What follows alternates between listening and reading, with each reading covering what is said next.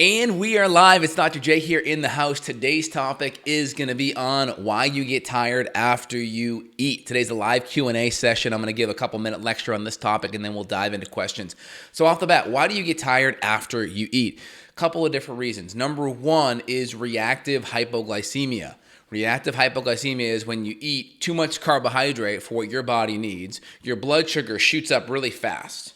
So normally, let's say your blood sugar is here, let's say it's around 80, and it pops maybe to 110, 120, and then it kind of does this gentle thing back down 4, 5, 6, 7 hours later. The faster your blood sugar goes up, so too much carbohydrate, it could be refined processed carbohydrate, it could be starch, grains, whatever, too much carbohydrate for your needs, it goes up at a steeper angle.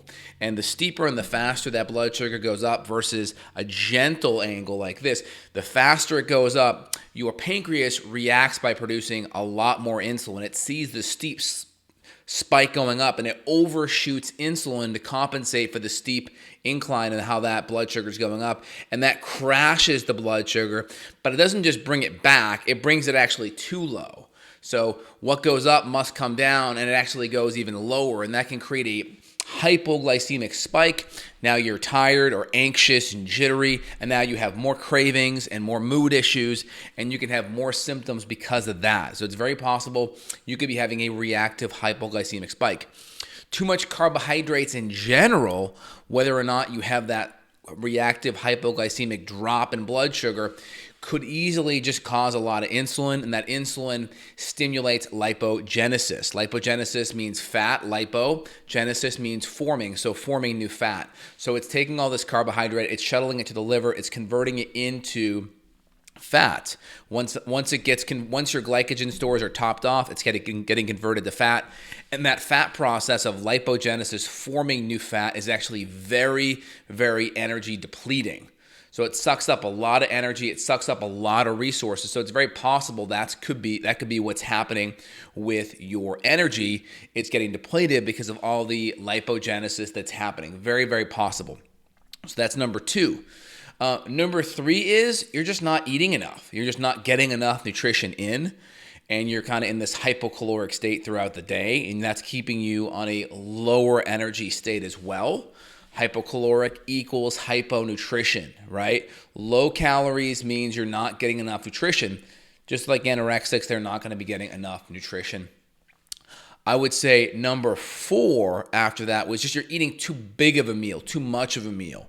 You could eat let's just say a 25-ounce ribeye steak. Carbohydrates could be very low, but just the sheer amount of food is overly satiating and really kind of depletes your energy. Think of that Thanksgiving Day dinner effect. Now, most people at a Thanksgiving Day dinner are going to consume a lot of potatoes and maybe some desserts and carbohydrates, but you could just eat, a lot of protein, and that could just fill you up. Also, high amounts of turkey or high amounts of meat that are high in tryptophan, which is the amino acid that converts to serotonin. Serotonin converts to melatonin. That could easily make you feel tired as well. So protein sources, especially turkey with Thanksgiving coming up, that could easily make you feel overtired on top of that.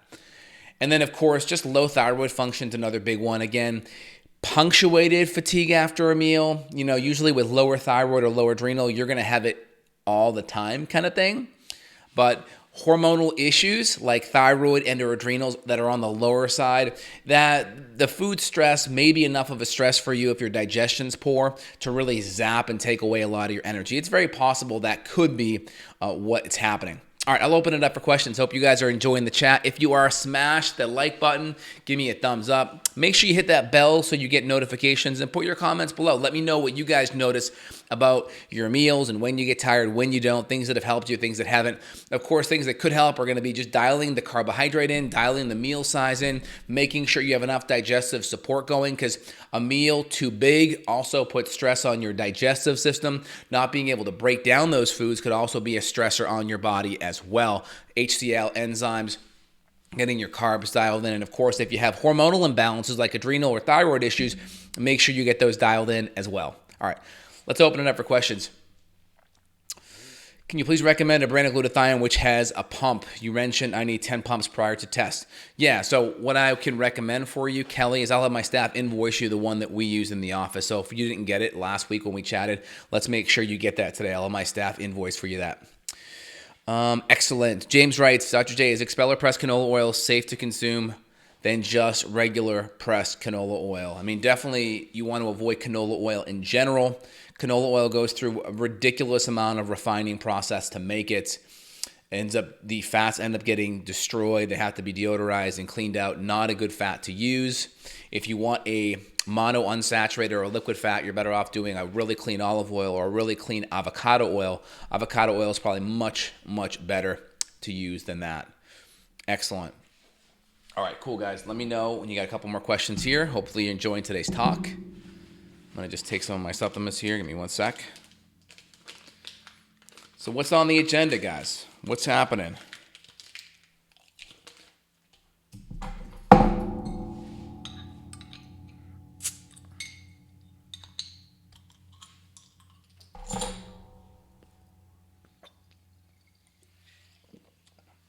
All right, any other questions here, y'all? If not, I'm going to jump on to another patient call here. I may do another video this afternoon and post it up over the weekend. We will see. Any other questions, guys? What do you think? So going back to blood sugar, I talked about B vitamins being helpful. Magnesium with blood sugar issues, magnesium is also very helpful. Chromium is also very helpful. So if you have a lot of blood sugar stress that could be creating energy deficits, magnesium, chromium, B vitamins are all going to be very, very helpful.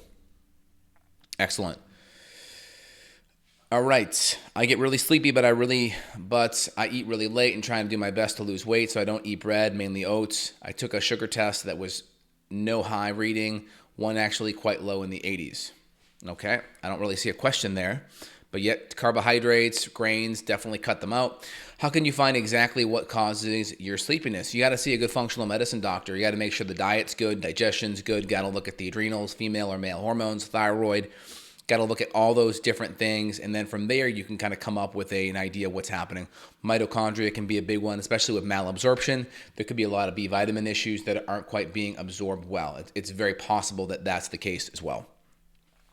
Great questions there.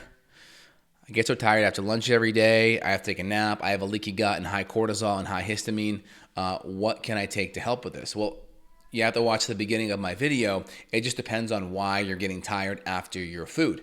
It could be a hypoglycemic issue. It could be too much carbohydrates. It could be the meal's too big. It could be you're having just a hard time dealing with the foods. Food allergens or food stressors like histamines, that could be it as well. So you have to really get to the root issue. It could be some of the food. So do all the things I mentioned when we started this video.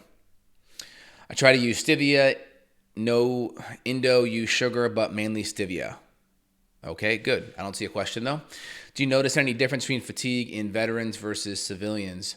I mean, it just depends. The more your sympathetic nervous system is stressed, the more you're going to be sensitive to other types of stressors. So if you're dealing with a PTSD issue where your sympathetic nervous system is really locked in that fight or flight, you're going to be more sensitive to all kinds of different things. So I just kind of look at PTSD as someone whose stress bucket's overblown, typically with emotional stress from serving, and then they can't have any other capacity to deal with anything else. So of course, the big thing is deal with the emotional stress to lessen the bucket load, and then of course deal with all the other physical or chemical stressors like food and water, and continue to mitigate as much stress in that stress bucket as possible while you work on it and dampen and get to the root cause of the PTSD stressors. Again, best techniques to reduce PTSD is going to be EMDR, eye movement desensitization response, and then EFT is going to be great. There are various tapping techniques. You can also combine it with NLP to help reduce that sympathetic kind of subconscious sting that happens from the trauma. Finally, taking the activated charcoal you sent, having lots of mucus coming out of my nostrils, and after gargling, any ideas? Hard to know what's happening. So just taking activated charcoal is doing that, and you didn't have any before. It could be just something else where you kind of got sick at the same time. Typically, activated charcoal wouldn't cause that because it's just binding stuff up. Unless you're having an allergenic response to it. Could be a coincidence. Could pull it out. See how you do. Do some of the nasaline flushes with the neti Exley or packets and flush that stuff out. See if you just got sick and it's just bad timing, and then add it back in. Christine writes in, if we missed the first part of a live chat, how can we go back and listen after you finish? It's all these chats are going to be on the YouTube channel. They're all posted there forever. So after the chat is over, you can always go back and click on it. James writes, how much vitamin D is recommended for winter implementation? A good general recommendation is 1,000 IUs per 25 pounds of body weight. That's a good general recommendation. What I typically recommend doing is do double that for 1 month just to kind of prep. Right? So if you're like 200-pound guy, 220 like I am, I'm going to be doing probably, I would need about, so that's 8,000. So I'd probably do like 16 to 20,000 for like 3 to 4 weeks to kind of load up. And then I drop it down to about 5,000 or 6,000 after that. Good general recommendation. Neon writes in, sometimes I also get minor headaches immediately after drinking green tea, especially if it's brewed strong, then it goes away. Sometimes I get a bit of a runny nose. Any idea why? Could be a histamine thing. Teas like that can have a histamine blocking effect. So you can try like chai tea or try something that's lower histamine and see if you have the same problem. What causes fatigue even if I sleep well at night? You got to look at all the things we talked about. Thyroid, female or male hormones, adrenals, mitochondria, make sure blood sugar is good. All those things are very, very important. Do you think I have Candida issues since I get bad taste and a bit of white coated tongue after consuming white rice? Yeah, definitely could be a Candida issue. More than likely would benefit by keeping carbs in check because you can be feeding some of that stuff with some of the higher carbohydrate stuff. Yeah, that totally makes sense. All right, y'all, any last questions? Feel free and let me know and chime in. Hope you guys are enjoying this. If you're watching, please smash that like button. I really, really appreciate it. All right. All right, guys. Oh, one more question here. What's the best test for thiamine deficiency? Thiamine is B1. So you could do an intercellular nutrient panel like a SpectraCell, which would give you a good window on B vitamins. You can also look at an ion panel or a Nutri-Eval. That'll give you a pretty good window. You can also run an organic acid. Some of the B vitamin markers on the organic acids can be helpful. Typically, don't just look at B1. They'll kind of give you a window into B complex in general, and that's going to be pretty darn helpful at assessing B vitamins. If you have alcoholic tendencies, typically alcoholics have major deficiencies in B1. So anything like that, you really want to be on extra B vitamins for sure.